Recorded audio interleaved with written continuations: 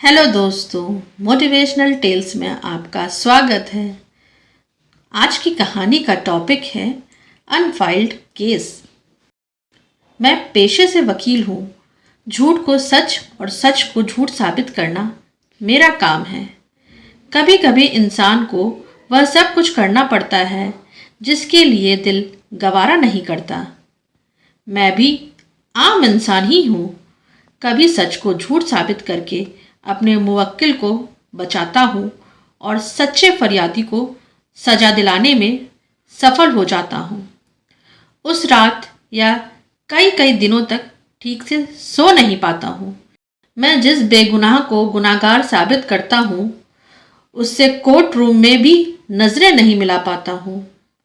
मेरी कोशिश होती है कि मैं सारी जिरह सिर्फ जज साहब को देखकर ही करूँ।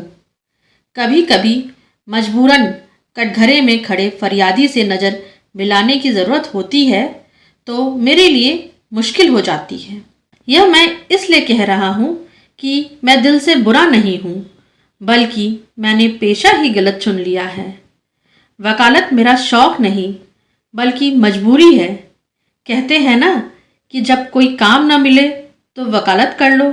मेरी भी यही स्थिति थी, मगर मेरे जीवन में कुछ ऐसा घटा कि अपनी जमी जमाई वकालत से तौबा कर लिया। जनवरी का महीना होगा, ठंडी का मौसम था, रविवार की छुट्टी भी थी। मेरे मुंशी ने बताया कि एक मुवक्किल मिलना चाहता है। अक्सर मैं छुट्टी के दिन किसी से नहीं मिलता। न जाने क्यों उस व्यक्ति से मिलना था सो अपने ऑफिस में बुला लिया। प्रकाश नाम था उसका। शक्ल सूरत से सीधा साधा, निहायत शरीफ किस्म का, लगभग 35-40 की उम्र का था। उससे जब मैंने केस के सिलसिले में पूछा तो वह संकोच करने लगा। मैंने उसे समझाया कि डॉक्टर और वकील से कभी कुछ छुपाना नहीं चाहिए। थोड़ी देर में उसने अपने आप को संतुलित किया और हिचकिचाते हुए धीरे धीरे कहने लगा, मेरी शादी 8 वर्ष पहले हुई थी। अरेंज मैरिज थी। पत्नी खूबसूरत है। हमारा एक बेटा भी है। पत्नी बहुत अच्छी है। मेरे माता पिता, भाई बहन सबका बहुत सम्मान करती है। मेरा तथा मेरे घर वालों का मानना है कि इतनी कुलीन और शरीफ लड़की किस्मत वालों को ही मिलती है। इतना बोलने के बाद वह चुप हो गया। मैंने उसे खामोश हो जाने के बारे में पूछा तो सकुचाते हुए बोला, मैं उसे तलाक देना चाहता हूँ। इस बार मेरे चौंकने की बारी थी। मैंने पूछा, इतनी अच्छी पत्नी, माँ, बहू को तलाक? वह ज़मीन की ओर नज़रें गाड़े हुए कहा, वह अपनी शादीशुदा जीवन से खुश नहीं है। मुझे लगता है कि मेरे साथ वह कैद की सज़ा भुगत रही है। शादी के बाद मैंने 2-3 बार ही उसे हंसते या मुस्कुराते देखा है। वह हमेशा खामोश, गुमसुम और उदास रहती है। मैं उसकी उदासी या खामोशी के बारे में लाख पूछता रहा, मगर वह कभी कुछ नहीं बताती। वह हमेशा सुन्न सी रहती है। जो काम बोलो वह चुपचाप कर देती है। कभी कोई शिकवा शिकायत नहीं करती। मुझसे उसकी यह खामोशी और निराशा बर्दाश्त नहीं होती। अगर वह मेरे साथ खुश नहीं है तो मैं क्यों उसकी ज़िंदगी को बर्बाद करने का गुनहगार बनूं? एक सांस में इतना बोलने के बाद वह खामोश हो गया। मेरी जिज्ञासा बढ़ी तो पूछा, आप अपनी पत्नी को प्यार करते हैं? उसने झट से कहा, जान से भी ज़्यादा। मगर मेरे प्यार का उस पर कोई असर ही नहीं होता। बस यही दुख मुझे सताता रहता है। आपने अपनी पत्नी के इस व्यवहार या उत्साह विहीन होने के कारणों को जानने की कभी कोशिश नहीं की? मेरे इस सवाल पर उसके चेहरे पर घोर दुविधा दिखने लगी। वह बोलना चाह रहा था मगर बोल नहीं पा रहा था। मैंने उसे यकीन दिलाया कि वह खुलकर मुझसे बात कर सकता है। मैंने टेबल पर रखे पानी के गिलास को उसकी ओर बढ़ा दिया। उसने एक ही सांस में पूरा गिलास खत्म कर दिया। थोड़ी देर चुप रहने के बाद उसने धीरे धीरे रुक रुक कर कहना शुरू किया। शादी के 1 वर्ष के बाद जब वह प्रेग्नेंट हुई तब उसे मायके छोड़ आया था। जब तक डिलीवरी नहीं हुई थी तब तक मैं कई बार उससे मिलने जाता रहा। गर्भावस्था में लड़कियां खुश होती हैं, मगर उसके रवैये में कोई बदलाव नहीं आया। वह अपने माँ बाप के पास भी चुप चुप ही रहती। उसके घर वाले भी उसकी यह हालत देखकर हैरान थे। उनका कहना था कि शादी से पहले वह ऐसी नहीं थी। तब वह हमेशा खुश रहने वाली, स्वच्छंद और दिलेर लड़की थी। उसके घर वालों की बातों से मुझे धीरे धीरे जानकारी मिली कि शादी तय होते ही वह खामोश हो गई थी। घर वालों ने समझा कि शादी के बाद माता पिता से दूर होने की सोचकर वह चुप चुप सी हो गई है। मैं जब भी मायके में उससे मिलने जाता तो उसकी एक खास सहेली थी जो हमेशा उसके साथ होती थी। उससे मेरी अच्छी अंडरस्टैंडिंग हो गई थी। कभी कभी दोनों सहेलियां आपस में कुछ बातें करती होती और मैं अचानक कमरे में आ जाता तो दोनों खामोश हो जाती। मुझे लगता कि कोई बात है जो मुझसे छुपाना चाहती थी। एक दिन मैंने उस सहेली को अकेले में रोककर जबरन जानने की कोशिश की तो उसकी कम शब्दों में जो कहा उसके विस्तार में जानना मेरी मजबूरी हो गई। इस बार मैं कुछ ज़्यादा दिन तक ठहर गया। आपको तो मालूम ही होगा कि हर परिवार में कुछ शुभचिंतक के साथ साथ भेदियाँ भी होते हैं। मेरे ठहर जाने के कारण मुझे कुछ जानकारी मिली जो मेरे लिए आघात से कम नहीं थी। वह अपना बयान दे रहा था, मगर बेहद ही होशियारी से, क्योंकि इतनी बात बताते हुए उसने कभी भी अपनी पत्नी का नाम, सहेली का नाम, गांव का नाम कुछ भी नहीं बताया था। इससे मुझे लग गया था कि मेरा मुवक्किल निहायत ही होशियार या फिर किसी मर्यादा के तहत सब कुछ छुपाने का प्रयास कर रहा है। मैंने भी उससे कुछ पूछा नहीं, क्योंकि आखिर में उसे सब बताना ही है जब उसे मुझ पर यकीन हो जाएगा। थोड़ी देर खामोश रहने के बाद उसने फिर से बताना शुरू किया। कई लोगों की दबी छुपी बातों से मुझे जानकारी मिली कि मेरी पत्नी अपने स्कूल और कॉलेज के दिनों में किसी को पसंद करती थी। लड़का किसी साधारण परिवार का था, जबकि मेरे ससुराल वाले ऊंची जाति और संपन्न लोग थे। उस लड़के और लड़की वालों में ज़मीन आसमान का फर्क था। मेरी पत्नी एक शरीफ लड़की थी तथा माँ बाप के विरुद्ध जाने की बात सोच भी नहीं सकती थी। उन दोनों के प्यार की बातें एक दिन मेरे ससुर जी को मालूम हो गया। वह आग बबूला हो गए। उन्होंने आनन फानन में मुझसे शादी तय कर दी। यह निर्णय ले लिया कि उस लड़के को जान से मरवा देंगे।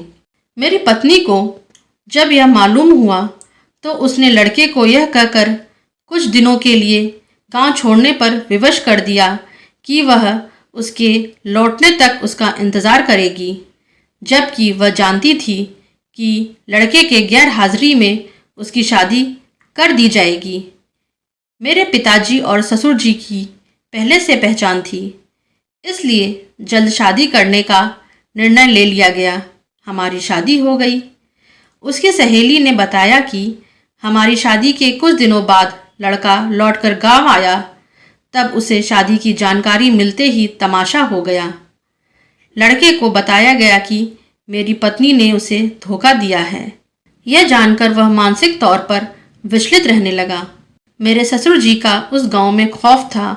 उन्होंने उस लड़के के माता पिता को लड़के के साथ गांव छोड़ देने पर विवश कर दिया। उसके बाद उन लोगों का कुछ भी पता नहीं चला। मेरी पत्नी की सहेली ने मेरी पत्नी को फ़ोन पर उस लड़के की हालत के बारे में शादी के तुरंत बाद ही बता दिया। उसके बाद ही मेरी पत्नी की मानसिक हालत ऐसी हो गई। मुवक्किल की बात सुनकर मेरे माथे पर पसीना आने लगा था। इस बार मैंने पूरा 1 गिलास पानी पिया तब आगे सुनने की हिम्मत जुटाई। मैंने उससे पूछा, क्या आपने इस बारे में अपनी पत्नी से जानकारी लेने की कोशिश नहीं की? उसने कहा, हाँ, एक दिन मैंने तंग आकर उससे पूछ लिया तो उसने सीधा सा जवाब दिया कि उसकी सहेली ने जो भी बताया है वह सच है। मैं उसकी बेबाकी या साफ दिली से हैरान रह गया। मेरी पत्नी ने बताया कि मेरे कारण ही उसके प्रेमी की ज़िंदगी बर्बाद हो गई। वह मानसिक तौर से प्रताड़ित हो गया। मैं उसी का प्रायश्चित कर रही हूँ। अगर उसकी ज़िंदगी मैंने बर्बाद की है तो मैं कैसे आबाद रह सकती हूँ। बात जब खुल गई तो हम में कोई पर्दा नहीं रहा। इतना सब होने के बाद भी वह तो पत्नी धर्म निभा रही है, जबकि मैं खुद को उसका गुनहगार समझ रहा हूँ। जब वह 8 वर्षों में मन से मेरी नहीं हो सकी है तो मात्र तन को अपने कैद में रखकर क्या करूँगा। इसलिए मैंने निर्णय किया है कि अब तलाक देकर उसे उसके प्रेमी से मिला दूंगा। प्रकाश ने इतनी बात बताई और अपना फ़ोन नंबर पता लिखकर 2 दिनों के लिए बाहर जाने और लौटकर मिलने की बात कहकर चला गया। रात भर मेरे कानों में उसकी एक एक बात गूंज रही थी। मैं चाह कर भी सो नहीं पा रहा था। उसकी कहानी ने मुझे बेचैन कर दिया था। मैं उससे बहुत कुछ पूछना चाह रहा था, बहुत सारी बातें जानना चाहता था, मगर न जाने कौन सी शक्ति मुझे ऐसा करने से रोक रही थी। मेरा उस मुवक्किल से क्या वास्ता था? यह सोचते सोचते कब सुबह हो गई पता ही नहीं चला। सुबह कोर्ट जाने के बजाय मैं प्रकाश के घर के पते पर खड़ा था। उसके मेन गेट के बेल को बजाने से पहले मेरी उंगलियां कांप रही थीं। 2 दिनों बाद प्रकाश फिर मुझसे मिला। बहुत खुश था वह। उसके हाथ में मिठाई का बड़ा सा डब्बा और फूलों का गुलदस्ता था। उसने मुझे मिठाई खिलाने की कोशिश की, मगर मुझसे खाया नहीं गया। उसने बताया कि उसके टूर से लौटने के बाद पत्नी बिल्कुल बदल सी गई है। उसके चेहरे पर अब थोड़ा भी तनाव नहीं। उसने अपने पुराने रवैये के लिए खेद भी व्यक्त किया। अभी यहाँ से लौटने के बाद उसने शॉपिंग की फरमाइश भी की है। सर, मैं समझ नहीं पा रहा हूँ कि 2 दिनों के लिए मैं शहर से बाहर क्या गया। हमारी दुनिया ही बदल गई। मैंने प्रकाश को गौर से देखा। उसकी खुशी का ठिकाना नहीं था। मैंने उससे पूछा, तो फिर आपके तलाक का क्या करूं? उसने झटके से कहा, नहीं वकील साहब, अब तो हरगिज नहीं। मैं तो यह सोचकर परेशान था कि अगर 2 दिन पहले आपने तलाक का मुकदमा दायर कर दिया होता तो क्या होता। मैं प्रकाश को देखकर मुस्कुरा दिया।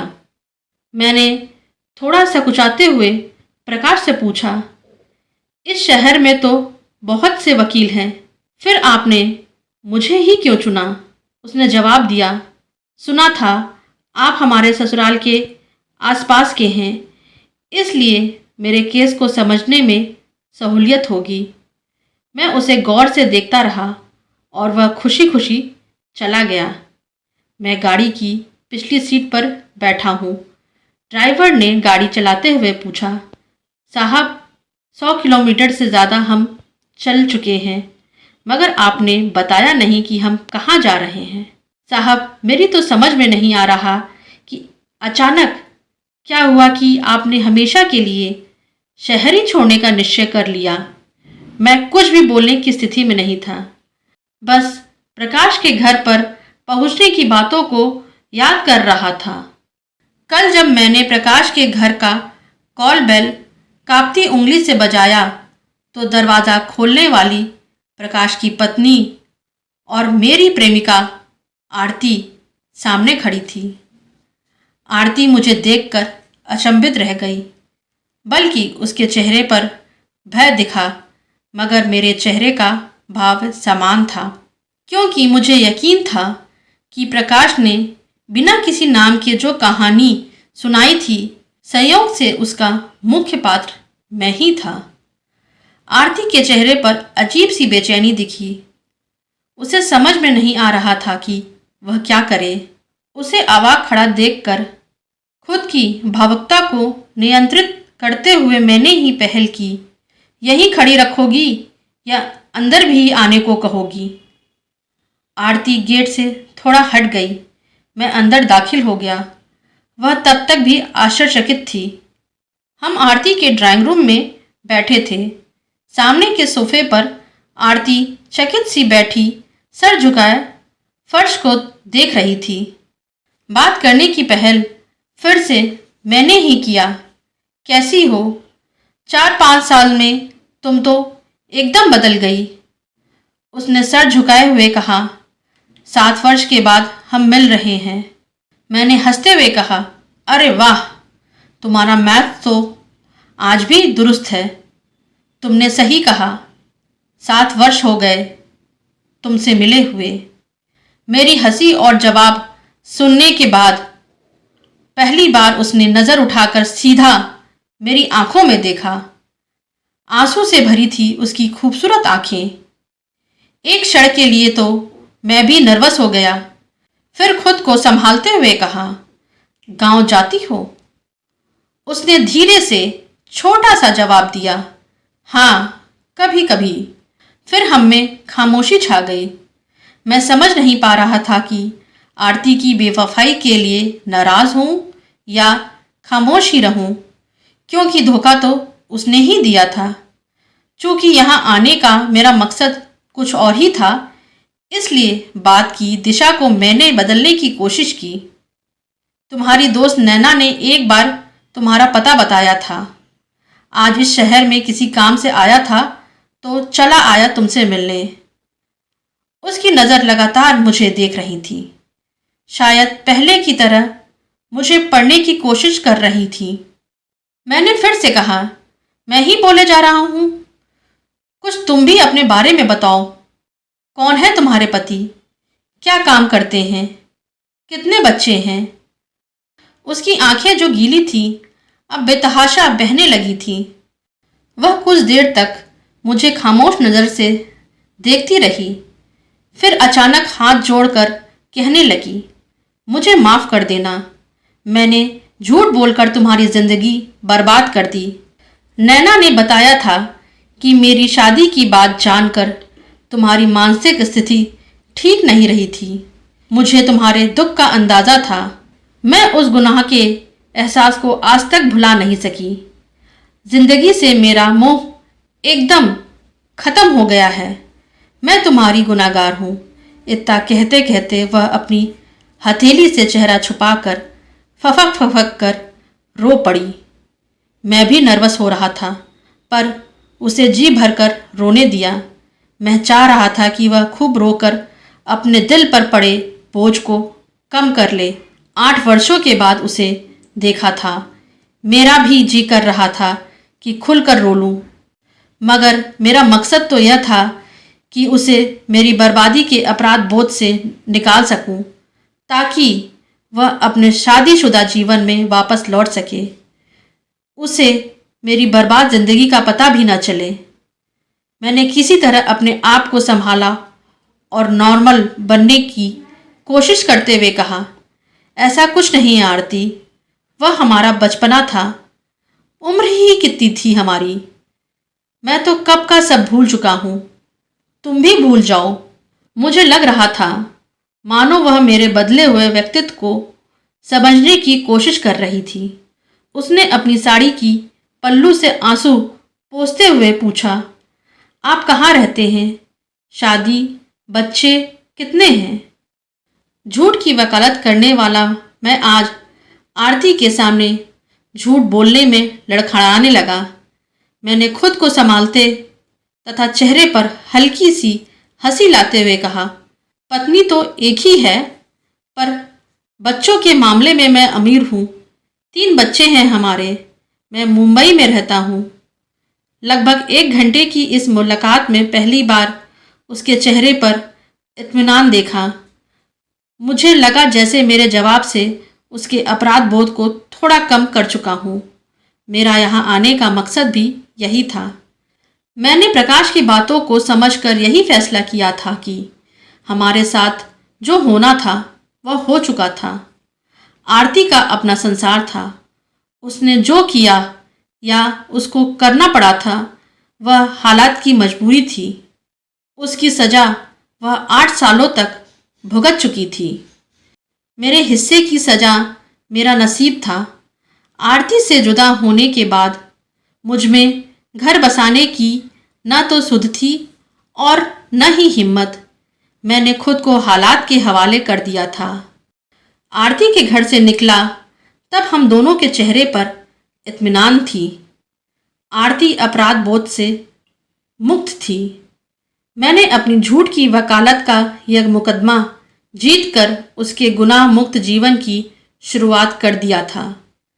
भले ही मैंने अपनी शादी, बच्चे और मुंबई में रहने की झूठी बात की थी, मगर मुझे संतोष था कि आरती की आगे की जिंदगी खुशहाल होगी। मैंने अगले दिन ही उस शहर को अलविदा कह दिया जहां कभी भी आरती से मुलाकात होने का तथा मेरे सच को सामने आने का खतरा था। ड्राइवर ने एक रोड ब्रेकर पर जोर से ब्रेक दबाया तो मेरी तंद्रा टूटी। गाड़ी फिर आगे उस अनजाने सफ़र के लिए चल पड़ी थी जिसकी मंजिल के बारे में मैं भी नहीं जानता था। दोस्तों, आज की कहानी आपको कैसी लगी इसे कमेंट बॉक्स में ज़रूर बताइएगा। इसे लाइक करिए, शेयर करिए और चैनल पर नए हो तो सब्सक्राइब करना बिल्कुल ना भूलें। Thanks for listening.